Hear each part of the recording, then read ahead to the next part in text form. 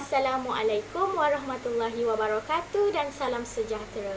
Kita mulakan dengan pengenalan, iaitu pengenalan mengenai integrasi nasional dalam pembentukan warga negara yang bertamadun. Okey, apa itu integrasi?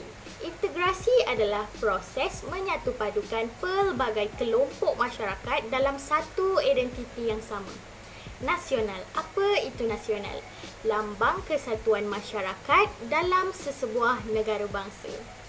Pembentukan. Apa itu pembentukan? Pembentukan ialah usaha dalam membentuk penggabungan rakyat. Okey. Seterusnya ialah warga negara. Warga negara memiliki tanggungjawab dan hak sebagai warga negara itu. Okay, seterusnya, bertamadun. Apa itu bertamadun?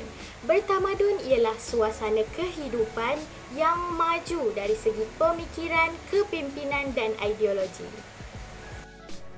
Jadi, apa yang kita boleh simpulkan untuk definisi keseluruhan mengenai integrasi nasional dalam pembentukan warga negara yang bertamadun?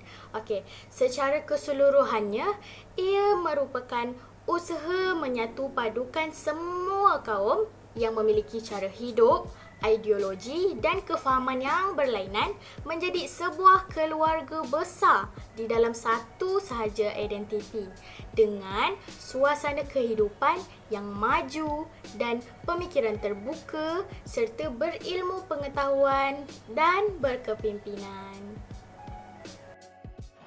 Assalamualaikum warahmatullahi wabarakatuh. Nama saya Nufaida binti Taufik dan seterusnya saya akan menerangkan mengenai faktor-faktor mempengaruhi perpaduan dan integrasi nasional. Faktor-faktor mempengaruhi perpaduan integrasi nasional antaranya ialah pemisahan tempat tinggal atau pertempatan. Pada zaman Kesultanan Melayu, Melaka, masyarakat tinggal di kampung-kampung mengikut kaum masing-masing. Seterusnya, pemisahan tempat tinggal yang wujud dalam masyarakat negara ini pada awal kemerdekaan sebenarnya berlaku akibat daripada kesan pemecahan yang dilaksanakan semasa pendudukan British. Selain itu, penduduk British di tanah Melayu pada abad ke-19 telah membawa masuk buruh Cina dan India secara beramai-ramai. Terdapat perkampungan Melayu di kawasan pinggir pekan dan di bandar pula kelihatan kedai-kedai Cina sementara buruh India bertumpu di ladang-ladang getah. Manakala di Sabah dan Sarawak pula wujud perkampungan dan terdiri daripada rumah panjang kaum Iban dan kaum Gadazan. Mereka ini terpisah dan berbeza antara satu sama lain. Yang kedua, perbezaan tumpuan sektor ekonomi. Pengelompokan pertempatan mengikut kaum lahir ekoran pengasingan sektor ekonomi setiap kaum. Oleh itu, orang Melayu kekal sebagai petani sara diri dan nelayan, manakala orang Cina digalakkan untuk bergiat dalam sektor perdagangan dan pelombongan dan sementara orang India dikekalkan di estet-estet. Dan aktiviti ekonomi yang berbeza boleh menceritakan setiap kaum tidak bertemu dan bergaul. Seterusnya, pengasingan sistem pendidikan. Sistem pendidikan yang ditinggalkan oleh British menimbulkan masalah perpaduan antara kaum. Bagi pelajar Melayu, hanya dua jenis sistem pendidikan dibenarkan iaitu sekolah vernakular Melayu ataupun beraliran Inggeris. Namun, sekolah beraliran Inggeris hanya untuk anak-anak bangsawan. Seterusnya, pelajaran di sekolah-sekolah Melayu pula hanyalah berbentuk pendidikan asas kerana mereka tidak digalakkan untuk menjadi terlampau pandai dan menguasai bidang akademik. Bagi masyarakat India, sekolah Tamil dibuka di estet-estet. Mereka sangat rendah. Oleh itu, tidak ada pelajaran pula pada peringkat menengah dalam bahasa Tamil. Orang Cina juga mempunyai sistem pendidikan mereka sendiri. Orang Cina memang terkenal dengan tradisi mementingkan pendidikan anak-anak mereka. Justru, Cina lebih mementingkan pergolakan politik, ekonomi, sosial yang berlaku di negara Cina berbanding dengan perkembangan di tanah Melayu. Saya akan teruskan pembentangan berkaitan dengan langkah mewujudkan integrasi nasional. Langkah pertama ialah melalui rukun negara. Rukun negara diisytiharkan pada 31 Ogos 1970 sempena kemerdekaan Malaysia yang ke-13.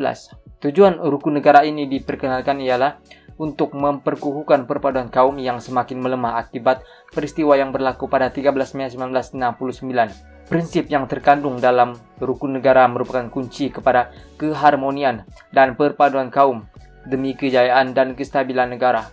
Sekiranya rukun negara dihayati sepenuhnya oleh setiap warga negara, sudah tentu ia akan mewujudkan satu kesepaduan dalam negara. Langkah kedua ialah melalui dasar ekonomi negara. Dasar ini merupakan satu program yang berkaitan dengan sosio-ekonomi di Malaysia. Dasar ini bermatlamat untuk mewujudkan perpaduan negara dengan mengurangkan perbezaan ekonomi, sosial, budaya, penempatan dan sebagainya dalam kalangan masyarakat di Malaysia. Ia juga bertujuan untuk menghapuskan pengenalan kaum mengikut fungsi-fungsi ekonomi. Pelaksanaan ini akan mengurangkan jurang pendapatan antara kaum secara langsung, dapat memperbaiki kualiti kehidupan rakyat dan turut mewujudkan kesepaduan. Langkah ketiga ialah melalui dasar pendidikan kebangsaan. Dasar ini bertujuan untuk melahirkan satu masyarakat yang bersatu padu dan berdisiplin serta dapat memenuhi keperluan negara agar pembangunan negara dapat dicapai. Contoh pelaksanaan dasar ini ialah menjadikan bahasa kebangsaan sebagai bahasa pengantar, mengadakan kurikulum yang sama dan berorientasikan Malaysia bagi semua jenis sekolah, dan sebagainya. Strategi pelaksanaan yang banyak dalam dasar pendidikan kebangsaan pada akhirnya akan membawa kepada satu matlamat yang sama, iaitu mewujudkan perpaduan serta melahirkan rakyat yang berdisiplin serta terlatih yang mampu memenuhi keperluan negara. Langkah keempat ialah melalui dasar kebudayaan kebangsaan. Tujuan dasar kebudayaan kebangsaan adalah untuk menjadikan Malaysia sebagai sebuah negara yang membangun walaupun dengan kepelbagaian kaum. Objektif yang ingin dicapai oleh dasar ini ialah mengukuhkan perpaduan bangsa dan negara melalui kebudayaan, memupuk dan memelihara kepribadian kebangsaan yang tumbuh daripada kebudayaan kebangsaan, dan memperkayakan serta mempertingkatkan kualiti kehidupan kemanusiaan dan kerohanian yang seimbang dengan pembangunan sosio-ekonomi. Banyak strategi yang dilaksanakan untuk mencapai objektif ini.